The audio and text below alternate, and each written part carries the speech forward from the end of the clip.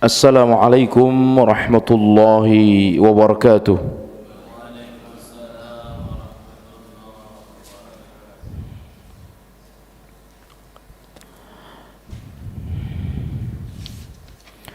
Alhamdulillahi rabbil alamin. Wassalatu wassalamu ala nabiyyina Muhammadin wa ala alihi wa ashabihi ajma'in, amma ba'du. Qauluhu ta'ala, a'udzu billahi minasy syaithanir rajim. Bismillahirrahmanirrahim.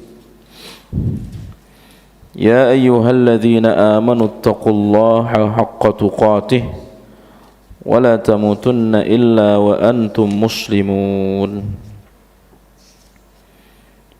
Wa qala Rasulullah sallallahu alaihi wasallam, ittaqillaha haitsuma kunta wa atbi'is sayyi'atal hasanata tamhuha wa khaliqin nasa bi khuluqin hasanin.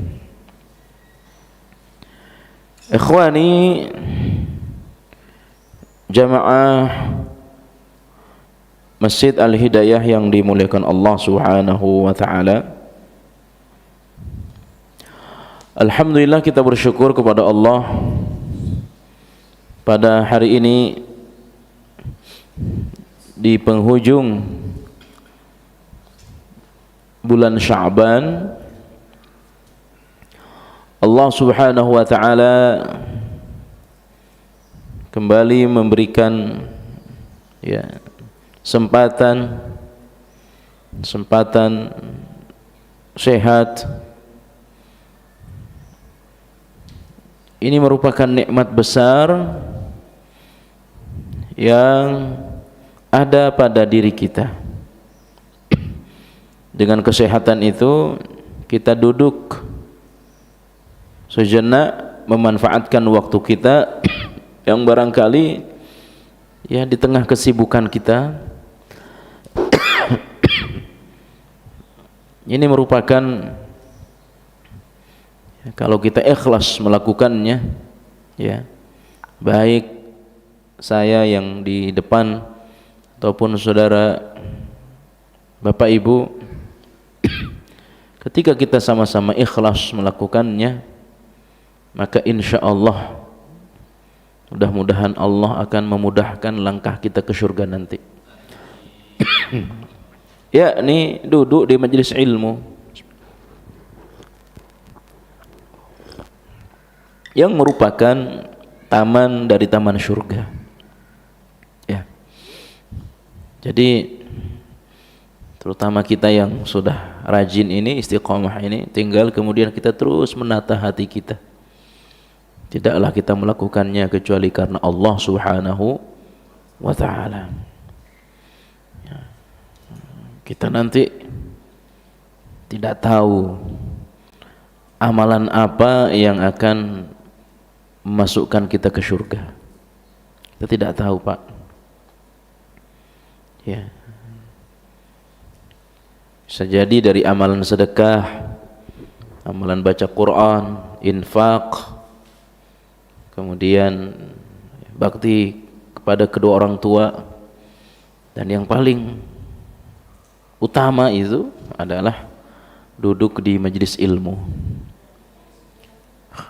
Kan itu Rasulullah menyebutkan, man salaka tariqan yaltamisu fihi ilman sahhalallahu lahu bihi tariqan ilal jannah. Barang siapa yang menempuh satu jalan dari rumah kita datang ke masjid ini, selain kita berniat untuk sholat asar berjamaah, kita juga berniat tentu thalabul ilm, untuk menambah ilmu kita. Mudah-mudahan dengan bertambahnya ilmu, bertambah juga rasa takut kita kepada Allah Subhanahu wa taala. Saudaraku jamaah Masjid Al-Hidayah, kita lanjutkan pembacaan kitab Minhajul Muslim, di mana pada pertemuan kali ini kita akan membahas adab terhadap saudara. pertemuan terakhir kita pada berapa? 2 bulan yang lalu ya.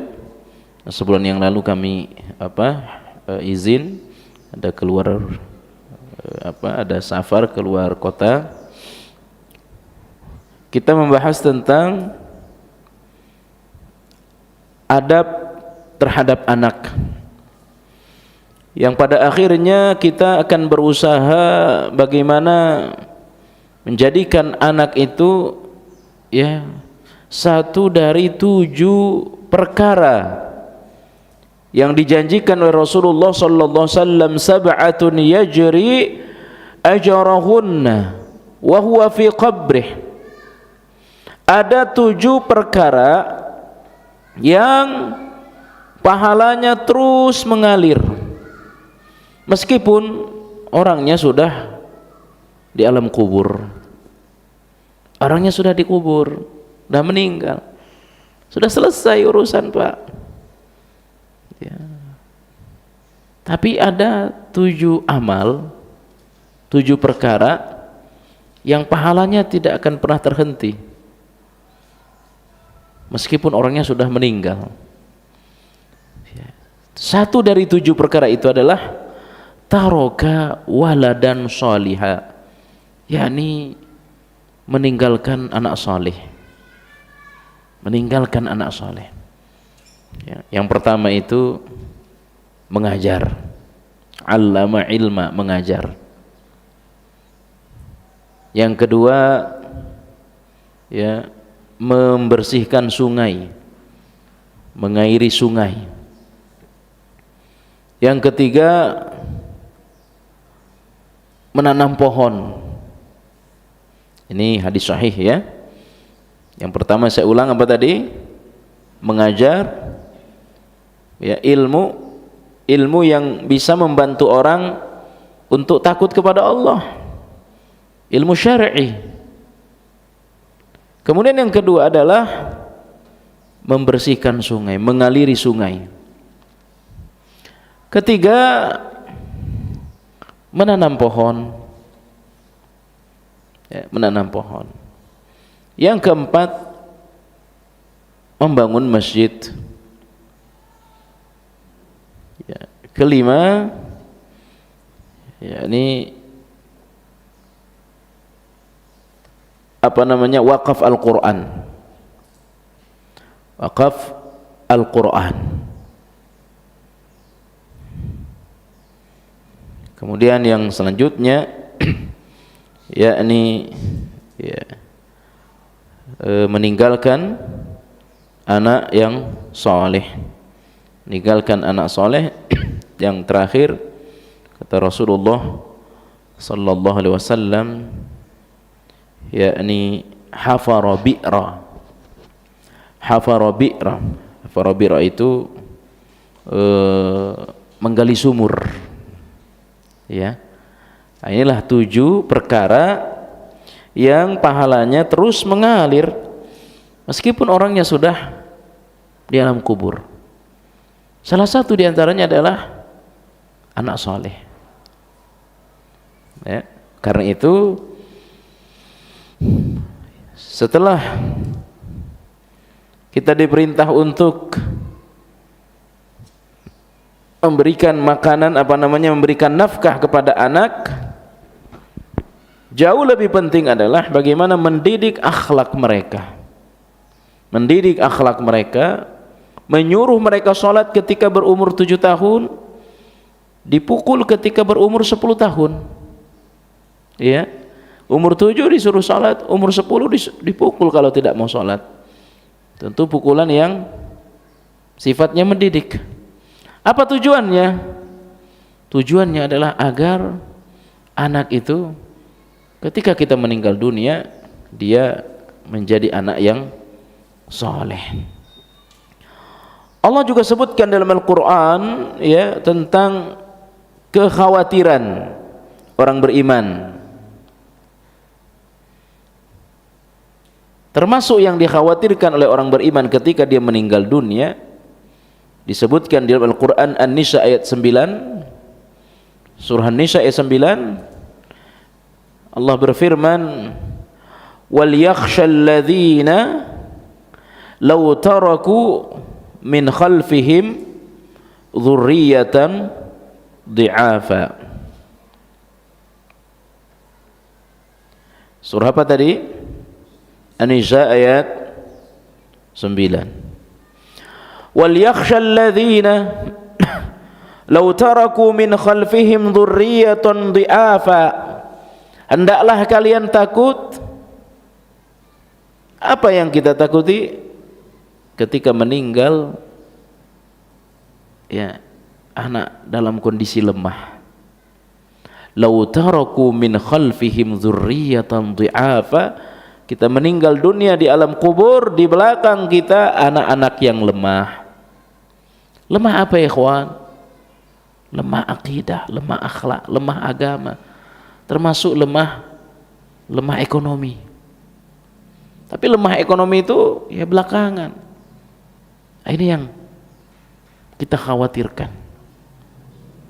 Jangan sampai kita punya anak, waktu kita meninggal akhlaknya tidak bagus, ya, agamanya tidak bagus.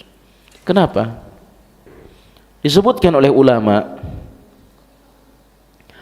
bakti anak kepada kedua orang tua, antara orang tua masih hidup dan sudah meninggal, itu lebih dahsyat, lebih bermanfaat ketika orang tuanya sudah meninggal dunia. Saya ulangi, bakti anak kepada kedua orang tua saat orang tuanya masih hidup dan sudah meninggal itu lebih bermanfaat pada saat bapak ibunya sudah meninggal dunia. Kenapa ya kawan? Waktu bapak ibunya masih hidup dia bisa sholat. Contoh, bapak ibu kita masih hidup, bapak kita masih bisa sholat, dia masih bisa baca Al-Quran, dia masih bisa puasa. Artinya dia bisa mendapatkan pahala melalui perantara dia sendiri, ya, melalui dia perantara dirinya sendiri. Tapi setelah meninggal dunia udah tidak bisa apa-apa di alam kubur. Yang diharapkan oleh orang tua adalah aliran pahala, transfer pahala dari anak-anaknya yang masih hidup. Maka sungguh sangat rugi orang tua meninggal dunia, anaknya gak benar agamanya, akhlaknya gak bagus, tidak sholat, ya. Inilah yang disebutkan oleh Allah surah An-Nisa 9. Hendaklah kita takut saat kita akan meninggal dunia. Pasti kita akan meninggal dunia, dan secara umum orang tua lebih dulu daripada anak, itu secara umum. Walaupun banyak ya anaknya dulu yang meninggal sebelum apa orang tua ada, ya.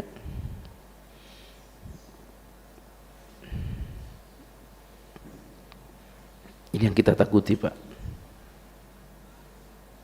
Apalagi zaman sekarang ini fitnah luar biasa, fitnah narkoba, ya, fitnah pergaulan bebas, belum lagi fitnah aliran-aliran seperti Syiah, seperti Khawarij, ya, belum lagi fitnah, ya, penyamaan semua agama.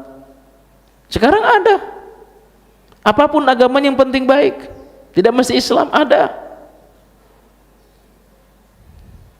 Nah ini zaman kita aja luar biasa, apalagi setelah kita meninggal dunia, saudara.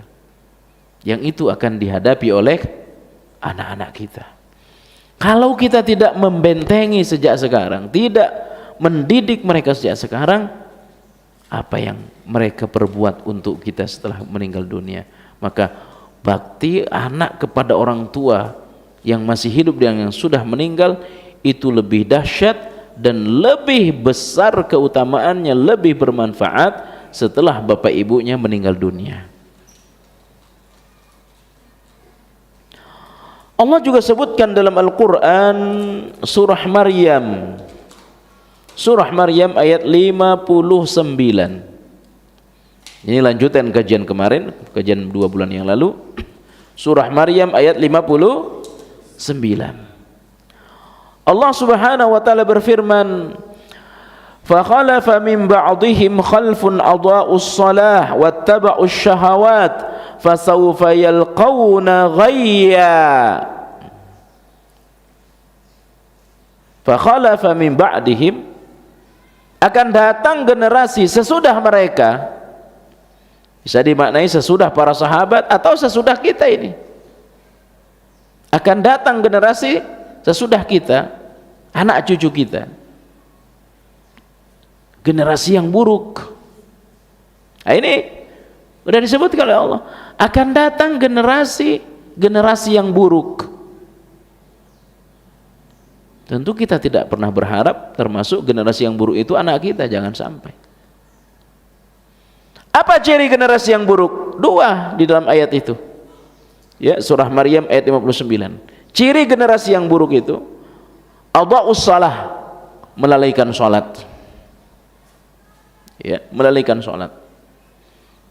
Banyak yang tidak salat. Alhamdulillah kita ini termasuk yang mudah-mudahan istiqomah. Saya banyak pertanyaan, Ustadz, bagaimana hukumnya sholat yang ditinggal? Apa diqadha atau tidak? Ini menunjukkan apa, saudara? Banyak orang-orang yang meninggalkan sholat begitu,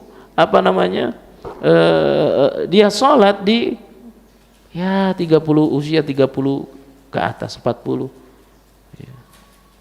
Ada khalfun adha'us shalah, generasi yang melalaikan sholat.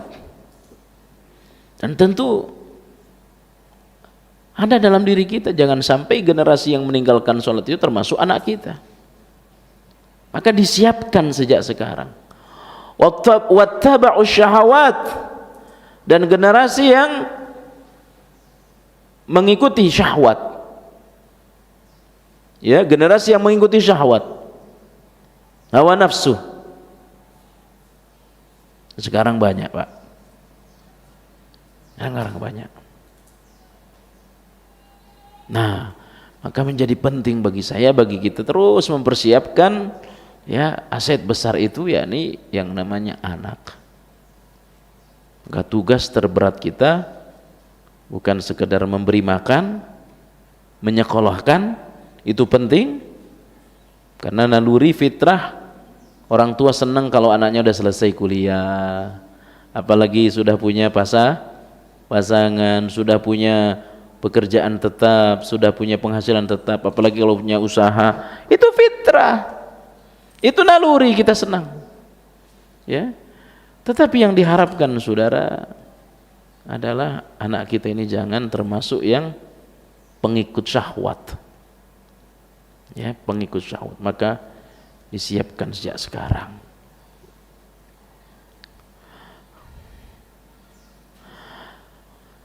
Bab berikutnya adalah adab terhadap saudara. Ya, kalau kita bicara tentang anak dan permasalahannya tentu masih banyak sekali. Ya, maka kita langsung kepada bab ya kaitannya dengan persaudaraan.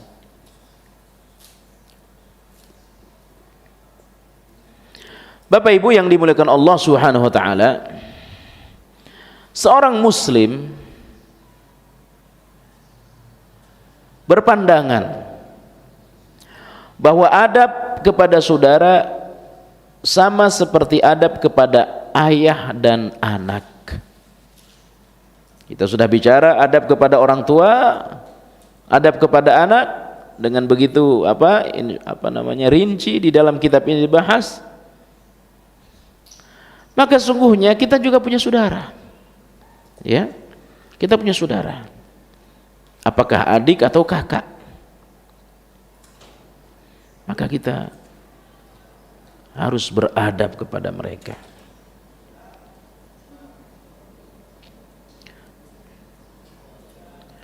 Rasulullah sallallahu alaihi wasallam bersabda dalam hadis yang sahih Diriwayatkan oleh Imam Al-Baihaqi, haqqu kabirin al-ikhwati ala saghirihim ka haqqil walidi ala waladih. Hak seorang kakak atas adiknya, perhatikan, hak seorang kakak. Jadi kita punya kakak nih, kita punya kakak laki-laki atau perempuan. Hak seorang kakak atas adiknya ka haqqil walidi ala waladih, adalah sama seperti hak seorang ayah atas anaknya. Ya, hak kakak dari kita adik nih kedudukannya sama dengan hak ayah terhadap anaknya. Ya. Dalam hadis yang lain juga disebutkan oleh Rasulullah sallallahu alaihi wasallam, birra ummaka, berbaktilah kepada ibumu, wa abaka, atau bapakmu, ya, berbaktilah kepada ibumu dan bapakmu, summa ukhtaka, kemudian saudara perempuanmu, wa akhaka, kemudian saudara laki-lakimu, summa adanaka afa adanaka, kemudian kepada yang ada di bawahmu dan yang ada di bawahmu. Ya, jadi mohon maaf terutama misalkan saudara, ya, misalkan orang tua kita sudah meninggal, maka kepada siapa kita berbuat baik yang bermanfaat bagi kedua orang tua kita? Maka kita mesti berbuat baik kepada kakak kita. Ya, hal pertama yang harus kita perhatikan setelah keduanya meninggal, kakak kita. Jangan sampai kita terkesan baik kepada orang lain, tetapi kepada saudara sendiri bakhil, kepada saudara sendiri pelit. Kenapa? Kadang-kadang ada persaingan, ya, kadang-kadang. Maka kita harus benar-benar akur, harus benar-benar sebelum kita saling cinta mencintai kepada orang lain karena Allah, cinta mencintailah karena Allah kepada adik kakak kita, terutama kepada, ya, saudara-saudara perempuan kita. Jadi saudara, saya ingin ulang, kalau kita punya orang tua, bapak, ibu masih lengkap, itu suatu yang istimewa dalam hidup kita. Itu suatu keistimewaan. Peluang kita masuk surga terbuka lebar kalau masih punya kedua orang tua. Makanya Rasulullah mensejajarkan orang ketemu bulan Ramadan tapi dosanya tidak diampuni sama dengan orang ketemu orang tua, dia sudah baligh tapi tidak masuk surga. Itu sama kedudukannya, Pak. Ini kan sebentar lagi Ramadan nih. Mudah-mudahan Allah sehatkan, Allah sampaikan kita ke bulan Ramadan. Masuk dengan setumpuk dosa 11 bulan. Dan itu harus saya sadari, harus kita akui itu. 11 bulan ini terlalu banyak dosa kita. Kalau sampai kita dipertemukan dengan bulan Ramadan selama 1 bulan, dosa 11 bulan itu tidak dimaafkan oleh Allah, itu manusia khaba wa khasira, manusia sengsara dan binasa. Ini menunjukkan sebanyak apapun dosa kita selama 11 bulan, Allah pertemukan kita 1 bulan Ramadan, udah habis semua dosa itu. Tentu dengan syarat kita maksimal ibadah. Sama, saudara. Ya. Kita punya dosa, lalu kita punya orang tua, dengan kita berbuat baik kepada kedua orang tua, habis dosa-dosa kita. Kalau saya tidak salah ingat, saya ingin mereview lagi, ingin mengulang lagi. adab kepada orang tua. Kan ini kaitannya dengan adab kepada saudara. Ya. Cerita dua orang. Yang pertama Faisalah bin Mayyas. Ya. Khawatir saya lupa menyampaikannya dulu, ingin saya ulang sedikit. Faisalah bin Mayyas, dia melakukan dosa. Asabtu dzunuba, aku terjerumus pada dosa dan aku mengira itu adalah dosa besar. Lalu dia tanya kepada Ibnu Abbas, gimana cara taubatnya? Gimana cara taubatnya? Kata Ibnu Abbas, pertama itu bukan dosa besar, tapi itu dosa. Disebutkanlah 9 dosa besar oleh Ibnu Abbas. 9 dosa besar. Orang kalau terjerumus di situ, gimana cara taubatnya? Ibnu Abbas nanya, orang tua masih hidup enggak? Sisa ibuku, wahai Ibnu Abbas, katanya. Katanya bapaknya sudah meninggal, yang ada ibu saya. Udah, kasih ibumu makan, berkata lembutlah kepadanya, dosamu dimaafkan oleh Allah. Ya, penuhi kebutuhan orang tuamu, lalu berkata lembutlah kepadanya. Makanya saya bilang tadi, kalau kita masih punya orang tua, ini nikmat besar dalam hidup kita. Yang kedua, kisah seorang pemuda. Dia melamar seorang gadis. Lamarnya ditolak. Lamarannya ditolak. Sehingga beberapa hari kemudian atau beberapa waktu kemudian, perempuan ini dilamar oleh laki-laki yang lain dan diterima. Lamarnya diterima. Laki-laki ini marah, lalu dia bunuh tuh perempuan. Ini terjadi, dia bunuh di zaman tabi'in, dia bunuh. Lalu dia nyesal, saudara, dia menyesal. Tanya kepada Ibnu Umar, ya Ibnu Umar, apa ada taubat buat saya? Kenapa? Saya telah membunuh perempuan karena saya marah, cinta saya ditolak, marah, saya bunuh. Ada taubat enggak buat saya? Ibnu Umar malah bertanya, apa ibu masih hidup? Apa ibumu masih hidup? Kata pemuda ini, iya. Ya. Kata Ibnu Umar, bertakwalah kepada Allah semampumu untuk ibumu. Ya. Ada namanya tabi'in yang lain, Atha bin Yasar, mengetahui peristiwa ini. Lalu dia heran kepada Ibnu Umar. Ibnu Umar, ini kan orang membunuh, dia sedang konsultasi tentang taubatnya ada tidak. Kenapa engkau malah bertanya ibunya masih hidup? Apa kaitannya dia membunuh dengan orang tuanya masih hidup? Dia minta pendapat, apa taubatnya masih ada.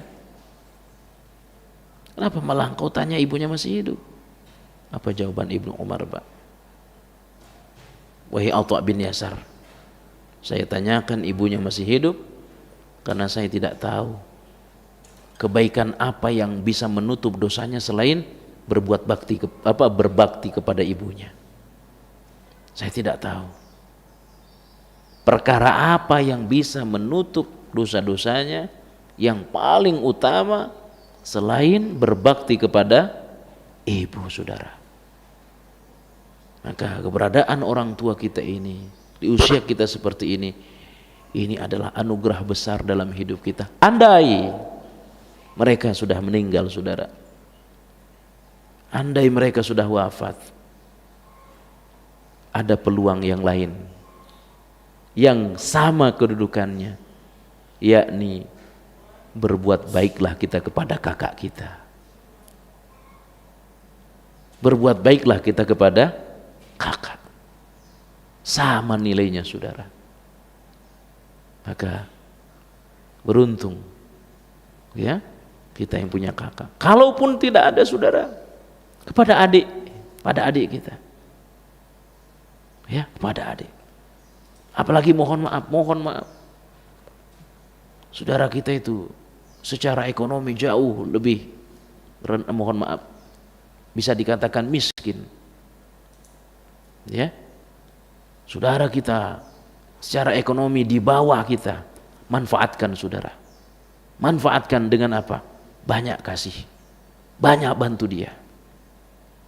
Ya, banyak berbuat baik pada saudara kita. Pada kakak kita atau kepada adik kita. Kepada orang tua sudah wafat orang tua kita. Kita punya kakak, kita punya adik, sama nilainya. Ya. Maka kita punya peluang untuk masuk ke surga Allah dengan mudah, yakni dengan berbuat baik kepada saudara. Saya kadang heran, ada adik kakak tidak akur. Tidak akur. Bisa jadi tidak akurnya waktu orang tuanya masih hidup, atau orang tuanya sudah meninggal, persoalan warisan. Ada, saling melaporkan. Ya, hanya persoalan apa? Warisan yang sangat rendah nilainya dibanding surga, saudara. Apa artinya uang miliaran? Rumah kalau dijual ya mungkin berapa puluh miliar dibanding dengan kenikmatan surga. Hanya persoalan warisan orang saling melapor. La ilaha illallah. Makanya harus jaga hubungan sebaik-baiknya kepada saudara. Bagaimana kita bisa berbuat baik kepada orang kalau kepada kakak, kepada adik saja kita tidak bisa berbuat baik.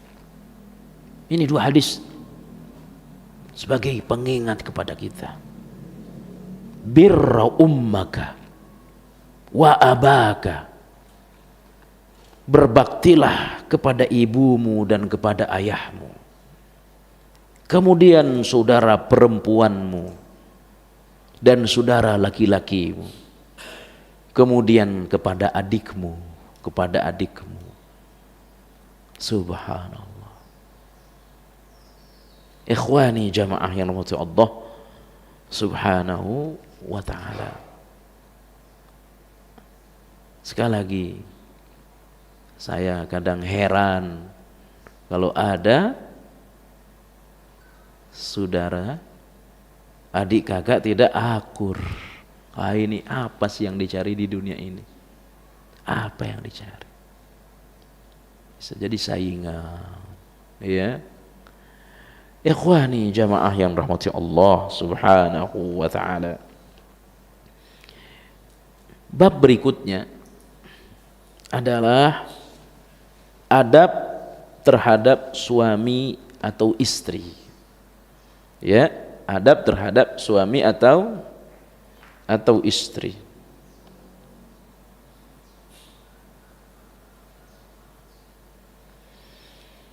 Sampai di sini, sebelum saya masuk pada adab terhadap suami istri, kita sambung tanya jawab per bab, ya, per tema. Barangkali ada yang ditanya, disilahkan. Pertama soal dua materi tadi, sebelum saya lanjutkan, silahkan. Barangkali ada yang ditanya. Adab terhadap saudara atau sambungan tadi, adab terhadap anak. Sebelum saya masuk adab terhadap suami atau istri. Bismillah.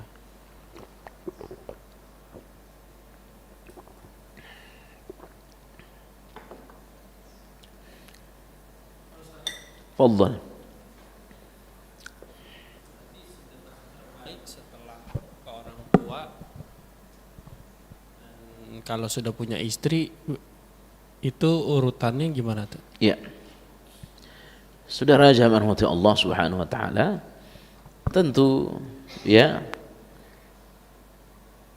sedekah terbaik adalah pada orang yang terdekat dalam kita, terhadap kita. Itu kepada ibu, pada adik kakak. Tapi untuk istri wajib. Ya. Dia kalau kita tidak ngasih kepada istri, ya, tetapi ngasih kepada siapa?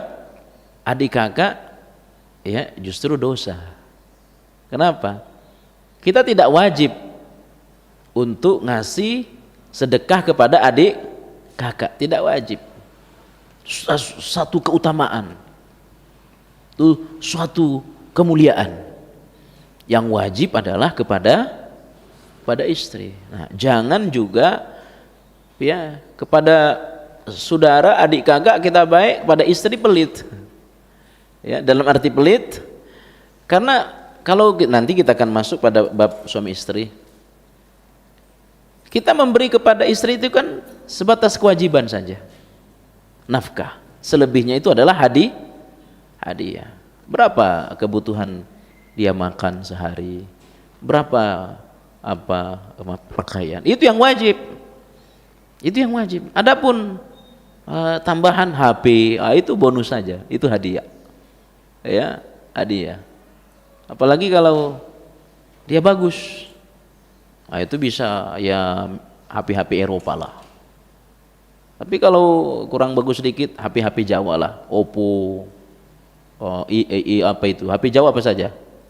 Oppo itu HP Jawa, Oppo Mas, gitu ya. Ipo apa lagi itu? Vivo, itu HP Jawa itu.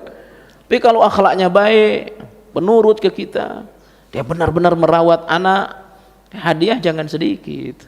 Tentu setelah yang wajib. Jadi sedekah terbaik adalah orang tua, adik kakak. Tapi untuk kepada istri, anak, hukumnya wajib. Demikian. Yang lain silakan.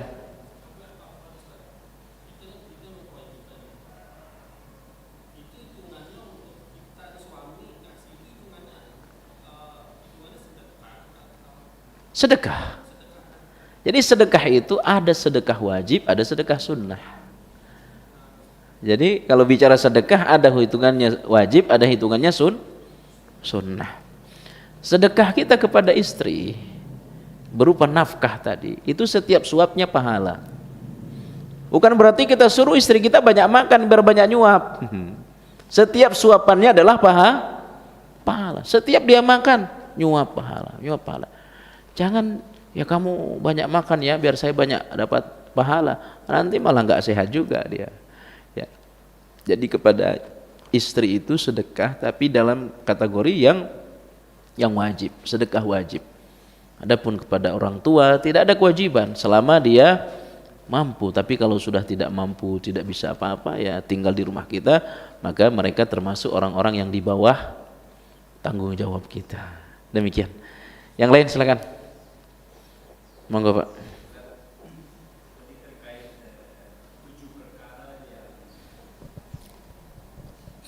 Terkait 7 perkara yang pahalanya terus mengalir walaupun kita sudah meninggal dunia. Poin 6 tadi meninggalkan anak yang soleh. Itu terbalik tadi. Itu poin ke-7, poin terakhir. Oh, oke. Tinggal ditukar saja. Ya. Ya. Meninggalkan anak yang soleh. Apakah termasuk anak angkat di sini? Ya. Terima kasih, Bos. Tidak termasuk. Tapi kalau kita tabanni, dalam bahasa Arabnya tabanni. Atau dalam bahasa ininya kan apa? Aborsi ya. Apa namanya? Adopsi. Ya. Jadi yang dimaksud oleh hadis itu anak sendiri. Tapi kalau kita ngangkat ya, kita ikhlas, itu sedekah kita. Ya, niatkan sebagai sedekah bagi kita. Sedekah. Ya, kita baik kepadanya, kita bina akhlaknya. Tinggal dia nanti milih. Ya milih, apa milih? Mau ikut orang tua asli atau kita sebagai orang tua angkat, dia disuruh milih. Dosa kita kalau kita tidak mengenalkan anak itu kepada orang tua aslinya. Dia suruh milih. Ya, kamu milih tetap dengan kita atau kepada orang tua asli. Dia suruh milih. Ya. Nah, ketika dia sudah menentukan pilihan tetap bersama kita karena sudah sejak kecil milih dengan orang tua angkatnya, maka dia berbuat baik. Kalau kita punya peran dia menjadi guru ngaji karena sebab kita dapat pahala kita. Itu dalam kategori pahala jariah. Ya, nah tentu juga orang tua aslinya dapat. Ya, tidaklah dia menjadi ustadz, tidaklah dia menjadi guru ngaji ya atas izin Allah kalau kita tidak bina sebagai orang tua orang tua angkatnya. Kita pondokkan dia, kita kuliahkan dia, jadi ustadz, jadi guru ngaji, jadi guru Iqra, dapat orang tua angkatnya, ya. Tetapi yang dimaksud oleh hadis itu adalah anak asli, demikian, anak kandung. Ya, yang lain silakan, monggo Pak.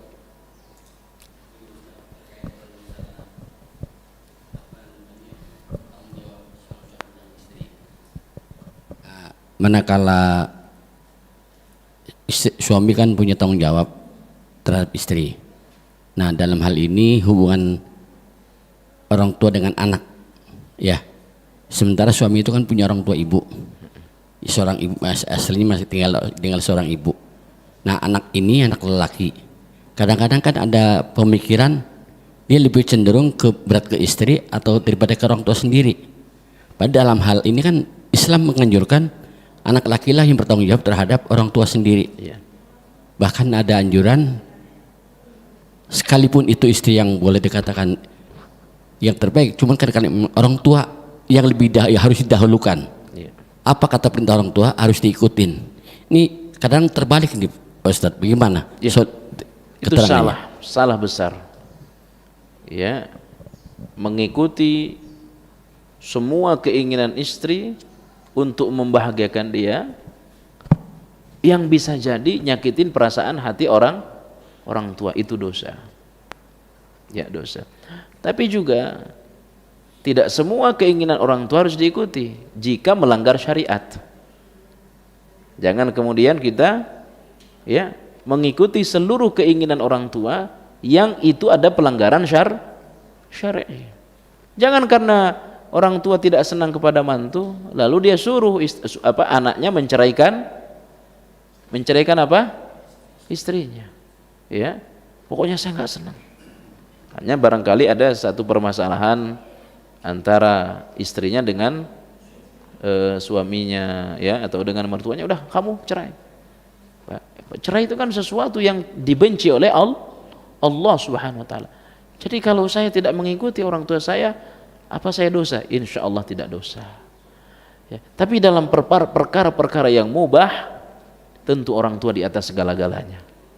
Ya, orang tua, misalkan istri bilang, gak boleh. Pokoknya saya nggak seneng kalau ibu tinggal di rumah. Arti mertuanya, ibu saya contoh. Ya, ada si A, ya, laki-laki mau tinggal. Ya, dia memilih lebih tinggal bersama dia lebih memilih tinggal bersama kita. Istri nggak senang, pokoknya saya nggak mau. Ya, maka tidak boleh kemudian kita mengikuti keinginan istri hanya untuk membahagiakan dia. Padahal orang tua kita maunya tinggal di rumah. Nah, dalam kondisi ini tentu ada pilihan-pilihan. Ya, kalau nanti pilihannya cerai demi orang tua, ya tentu itu bukan pilihan utama. Kalau tidak ada lagi pilihan, ya, kalau kamu tetap memaksa ibumu di rumah serumah dengan kita, lebih baik sayang yang keluar. Ya udah, itu pilihan dia, bukan kita yang menceraikan dia. Ya, sementara ibu kita tidak punya apa-apa, kita anak laki-laki. Ya, saya rasa istri yang baik insya Allah tidak ada seperti itu. Ya, kalaupun ada ya insya Allah tidak ada istri kita yang begitu sekarang. Makanya ya kita perlulah kita ini ajak istri kita ngaji juga. Ya, pengajian kita ini istri kita ikut ya. Ajak istrinya. Yang terutama kemarin sudah bab apa ini? Bab orang tua ya. Ya, kadang-kadang ya karena kurang ngaji jadi ya istri kita ini ya kurang ya, tapi saya yakin kalau yang di sini insyaallah baik semua lah ya, amin ya rabbal alamin. Ya, ada yang lain silakan. Kita lanjut ke adab terhadap suami atau istri, walaupun tadi sudah disinggung sedikit. Saudara jamaah yang dirahmati Allah Subhanahu wa taala, tentu yang pertama di dalam agama kita ini menikah itu bagian daripada sunnah yang sebagai penyempurna agama kita. Ya, maka kita menikah niatkan karena Allah, bukan karena dunia. Faman raghiba an sunnati falaysa minni. Siapa yang tidak suka kepada sunnahku tidak termasuk dari umatku. Ya.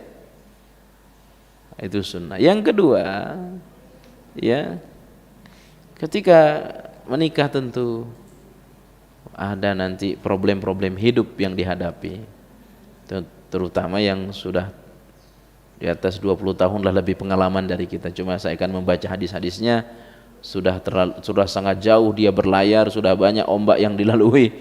Ya, kalau kita ini kan belum sampai 20 tahun menikah. Di hadapan saya ini ada yang sudah 20 tahun lebih. Bapak udah berapa puluh tahun? 30. Masya Allah. Ya, kita akan baca bahwa seorang muslim mengakui ada ya adab timbal balik antara suami dan istri. Dan adab-adab tersebut merupakan hak masing-masing dari kedua ya atas pasangannya. Di Al-Quran Allah Subhanahu wa taala sebutkan surah Al-Baqarah 228. Walahunna mithlul ladzi 'alaihinna bil ma'ruf walirijali 'alaihinna darajah. Dan perkara ya mereka yakni para perempuan mempunyai hak seimbang dengan kewajibannya menurut cara yang patut. Artinya pasangan masing-masing tidak akan terpenuhi haknya sebelum kewajibannya dia lakukan. Sebab kadang-kadang sebagian dari manusia ini menuntut hak. Ya, haknya selalu dia tuntut. Tapi dia tidak membaca kewajibannya udah dia penuhi apa belum. Ya. Makanya di dalam Al-Quran disebutkan Al-Baqarah 228, pasangan masing-masing punya hak seimbang dengan kewajiban mereka. Artinya kalau kita sebagai suami sudah memenuhi kewajiban kita, insya Allah hak kita akan terpenuhi dari istri kita. Sebaliknya, kalau istri sudah memenuhi kewajibannya, maka laki-laki yang baik pasti akan menunaikan kewajibannya yang merupakan hak seorang istri. Ya. Ayat yang mulia ini menetapkan adanya hak bagi masing-masing dari keduanya. Sedangkan untuk suami, ya, pada kita laki-laki ini suami mendapat kekhususan dengan diberi tambahan derajat atas wanita. Ya, artinya kita punya kewajiban lebih besar, maka tentu hak kita juga lebih besar. Ya, hak kita lebih besar, tanggung jawab kita lebih besar. Ya, kewajiban kita lebih besar. Maka ya, kewajiban yang paling besar tentunya adalah bagaimana kita ya, memastikan istri kita itu akhlaknya bagus. Ya, itu hak utama kita, apa kewajiban terbesar ya bagi kita. Bukan sekedar memberi pakaian, membangunkan rumah pada istri, tetapi tugas terberat kita adalah bagaimana istri kita ini ya akhlaknya bagus, ya agamanya bagus. Maka orang tua yang baik dia tidak akan pernah mau menerima lamaran dari laki-laki berdasarkan dunia. Ya, ini karena yang datang ngelamar mobil bagus diterima, tapi belum tahu agamanya. Ya, apalagi sudah ngobrol, ya banyak begini hartanya, ternyata mobil sewaan. Waktu ngelamar nyewa mobil, padahal nggak punya mobil, tergoda dengan mobil yang datang. Ya. Nah, orang tua yang baik, dunia itu ya termasuk pertimbangan, tapi belakangan. Tentu yang utama adalah agama, akhlak laki-laki yang datang, ya. Sebaliknya juga begitu kepada kita laki-laki. Nabi menyebut tungkahul mar'atu li arba'ah. Perempuan itu dinikahi karena 4 perkara, ya, karena 4. Karena nasabnya, keturunan siapa itu perempuan, ya. Karena hartanya, banyak enggak hartanya, ya. Makanya kadang-kadang enggak apa-apa janda tapi kaya, ya. Karena apa? Yang dia lihat hartanya, ya, atau karena li jamaliha, ya, cantiknya, ya, nggak apa-apa dia miskin, apa-apa dia mau keturunan siapapun terserah, yang penting dia cantik. Katanya kalau dibawa ke undangan tidak malu-maluin gitu, ya, itu manusia. Tapi kita adalah karena fazfar bizati diniha, pilihlah tuh perempuan karena akhlaknya, karena agamanya, ya. Itu nasihat kita kepada anak kita, ya. Jadi kita bagi yang punya anak perempuan, jangan pernah tergoda ketika laki-laki menjanjikan dunia, ya. Tapi kita akan menerima dengan mudah terhadap calon mantu kita itu kalau kita tahu akhlaknya baik, dia orang berbakti kepada orang tuanya, terkenal dia berbakti sama orang tua, ya. Kalau dia sudah berbakti ke orang tuanya, insya Allah dia pun akan baik kepada anak perempuan kita, ya. Ini kaya raya tapi, ya, terkenal kurang perhatian terhadap orang tua, apa yang didambakan dari dia? Gak ada. Tapi udah tergoda sama mobilnya, sudah tergoda, apalagi, ya, manajer dan sebagainya, ya. Jadi saudara, tugas terberat kita bagi suami ini adalah bagaimana kita membimbing, ya, istri kita ini untuk memiliki akhlak yang baik, tentu dengan harapan mudah-mudahan, ya, kita bisa menggandeng, ya, mereka ke surganya Allah Subhanahu wa ta'ala, ya. Ikhwani jamaah rahmati Allah Subhanahu wa ta'ala, saya kira saya cukupkan dulu Pak, saya kurang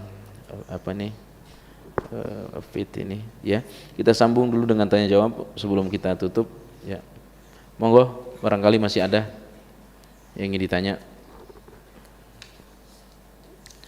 Kita Ramadan nanti ada, ya, kajian Ramadan. Ya, makasih nak. Afwan Ustadz melenceng dari tema, ya. Mohon pencerahannya.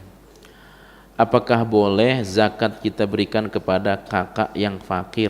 Boleh. Zakat fitri maupun zakat mal, pahalanya 2. Jadi ada pertanyaan, apakah boleh zakat kita? Zakat ada 2, zakat fitri atau zakat harta. Zakat mal, kakak kita miskin, fakir, termasuk mustahik zakat, maka pahalanya 2. Pahala zakat, pahala kekeluargaan. Bukan lagi boleh, tapi bagus. Pahalanya 2. Dengan syarat dia termasuk orang yang berhak menerima zakat, ya. Kemudian yang berikutnya, apakah zakat mal yang kita lakukan itu hanya boleh diterima satu orang saja atau boleh dibagi ke beberapa orang yang berhak menerima? Boleh, ya. Misalkan kita mau zakat mal 10 juta, kita tahu ada 10 orang miskin nih di sekitar kita, udah kasih satu orang 1 juta, boleh, karena 10-10-nya orang yang berhak, ya, orang yang berhak, ya. Atau dikasih ke 1 orang, boleh juga, ya. Tetapi nanti pemerataannya itu kurang. Sementara konsep Al-Quran itu kaila yakuna dunatan bainal aghniya, bagaimana harta itu bisa tersebar manfaatnya. Rasulullah itu kan orang paling dermawan, dan kedermawannya itu meningkat di bulan Ramadan melebihi laju angin. Angin itu punya dua sifat. Ya, yang pertama adalah cepat dan merata. Cepat dan merata. Bagaimana harta kita ini dirasakan banyak orang. Ya. Nah, kalau kita kasih 10 orang ya berarti ya resikonya kan masing-masing kena kebagian sedikit. Tapi kalau hanya dikasih 1 orang langsung 10 juta satu orang, ya boleh saja. Tetapi unsur manfaatnya kurang. Berarti hanya 1 orang yang kita bahagiakan. Ya, hanya 1 orang yang kita bahagiakan. Kalau 10 orang resikonya masing-masing dapat sedikit, tapi 10 orangnya bahagia semua. Ya. Kemudian misal zakat saya 4 juta, boleh. Oh ya, ini menyambung yang tadi ya. Ya, intinya boleh untuk 1 orang, tetapi nilai kebahagiaannya sedikit. Ya, yang bahagia hanya 1 orang. Kalau kita kasih 10 orang memang nilainya sedikit, tapi 10-10-nya bahagia. Ya, Rasulullah ditanya apa amal yang paling bagus? Amal yang paling bagus itu membahagiakan orang. Idkhalus surur ala qalbil mu'min, membahagiakan orang. Ya, barangkali begitu. Ya, ada yang lain silakan. Monggo Pak. Pak Ustadz, terkait orang tua tadi, banyak kasus orang tua itu pilih kasih, dalam artian lebih menyayangi 1 anak dibanding anak-anak yang lainnya. Iya. Dan ini bisa menjadi satu potensi adanya iri hati di antara anak-anaknya. Dan ketika orang tuanya meninggal, bisa jadi potensi ini akhirnya meledak dan mereka jadi tidak akur di antara anak-anaknya, adik kakaknya jadi tidak akur. Karena diawali dari atau dipicu oleh pilih kasih dari orang tuanya sendiri. Bagaimana tanggapan Pak Ustadz terkait ini? Ya. Tentu orang tua salah, tapi tidak boleh kita terpengaruh. Ya, tidak boleh kita terpengaruh. Jangan kemudian kita berantem dengan anak yang lebih disayang. Yang pertama. Ya, yang kedua, kita tidak boleh mengurangi hormat kita kepada orang tua dengan sebab dia berlaku seperti itu. Ya. Ya, nasihat iya, terus dinasihati. Tentu itu pilihan sikap yang salah dari orang tua. Karena masing-masing punya hak. Ya. Punya hak. Hatta sampai nanti kepada masalah hibah. Harta itu kan kadang-kadang orang tua sudah bagi sebelum dia meninggal. Daripada ada problem katanya kalau meninggal, mendingan dibagi sebelum meninggal. Namanya hibah. Itu pun harus seadil-adilnya. Ya, tidak boleh ada yang lebih. Harus adil. Ya, harus adil. Jangan karena yang satu ini dia namanya baik di tengah masyarakat, pejabat, dia S2, lalu akan lebih disayang daripada anak yang hanya lulusan SD. Ya. Padahal bisa jadi anak yang lulusan SD ini yang akan ngerawat orang tuanya kalau dia sudah tua. Kenapa saudara? Yang S2, yang S3 sibuk dengan dunianya, dia pengusaha, dia pengajar, dia dosen, dia bisnis kemana-mana. Ya nggak punya waktu ke orang tua. Justru yang lulusan SD ini yang banyak waktu untuk orang tuanya. Ya, saya tidak punya waktu, saya kasih aja duit. Sesungguhnya duit yang diberikan oleh anak kepada orang tua itu tidak bisa menggantikan waktu anak untuk orang tua. Jadi orang tua seperti itu untuk keliru, ya, kita akan keliru juga kalau kita kemudian marah kepada anak yang diperlakukan lain oleh orang tua kita, dan jauh lebih keliru kalau kita kemudian merubah rasa cinta, rasa hormat kita kepada orang tua seperti itu. Demikian Pak. Cukup ya? Oh, monggo terakhir. Ustaz, ya. Pertanyaan titipan sih Ustaz dari teman saya. Jadi teman saya itu kan baru ikut ngaji ya Ustadz ya. Gimana? Baru ikut ngaji sunnah Iya, barakallahu fiik. dalam beberapa bulan ini. Nah terus dari apa yang udah dia dapat dari belajarnya itu, dia pelan-pelan kasih tahu ke keluarganya, ke Iya. istrinya, ke anak-anaknya. Cuma semakin kesini beberapa bulan berjalan, istrinya kayak ngerasa, kalau menurut saya sih kayak ngerasa tertekan Ustadz. Oleh suaminya. Iya, dari perubahan-perubahan ini nggak boleh, itu nggak boleh gitu.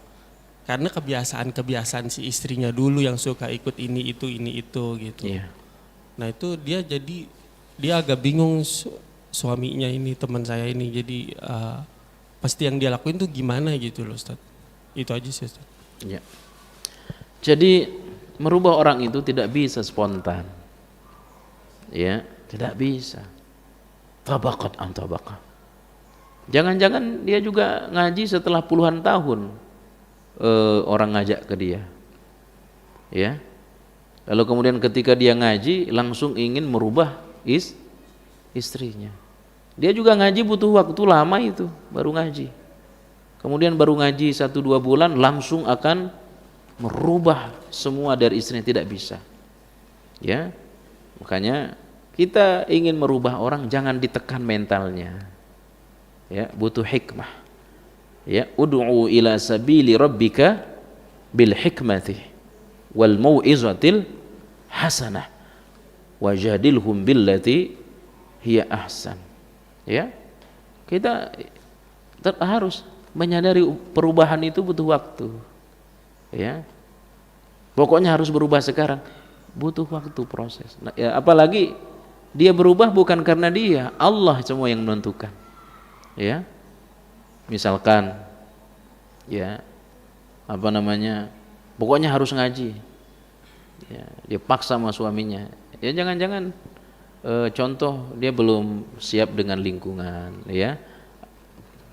Tekanan seperti apa kira-kira yang ada? Kalau dia cerita sih sebenarnya gini sih. Sebenarnya kalau dibilang maksa sih enggak dari ceritanya dia. Jadi dia cuma bilang kalau aku misalkan suaminya nih bilang kalau misalkan saya nggak ikut apa sih kemarin yang kalau sebelum mau puasa namanya nisfu misalkan kemarin. Apa?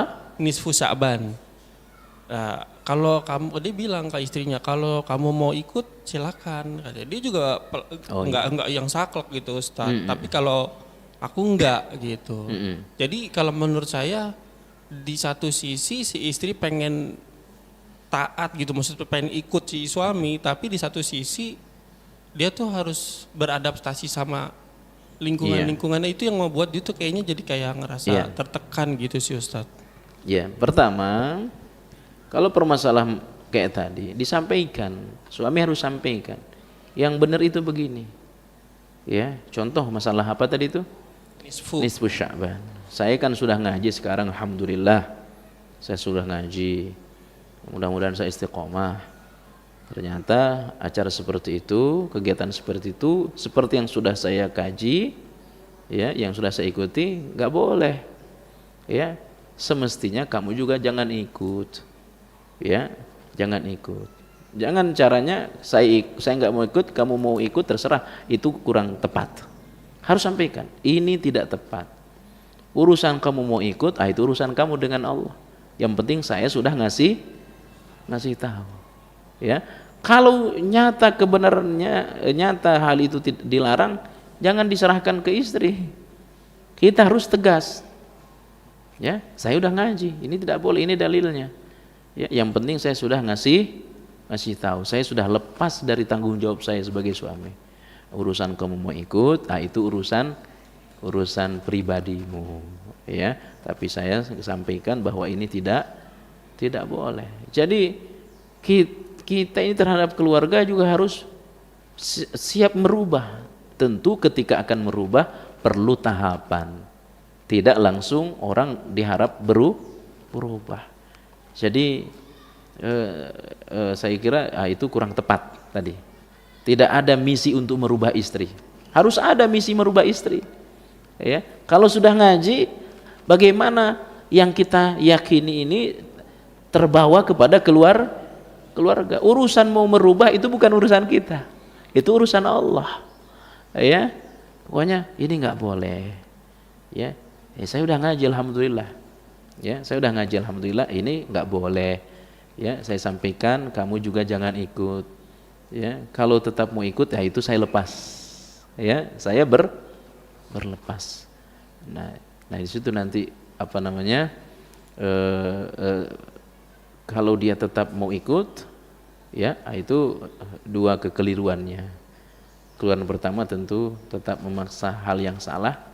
Yang kedua kurang taat kepada suami. Jadi sampaikan kepada teman antum, harus ada misi untuk merubah. Nah begitu ada misi untuk merubah, bersabar dengan perubahan. Jangan berharap langsung berubah, butuh waktu. Demikian. Barakallahu fikum. Cukup ya. Semoga kita disampaikan ke bulan Ramadan oleh Allah Subhanahu wa taala, dan Allah ya membimbing kita untuk terus meningkatkan kualitas ketakwaan kita. Subhanakallah bihamdika asyhadu an la ilaha illa anta astaghfiruka wa atubu ilaik. Assalamualaikum warahmatullahi wabarakatuh.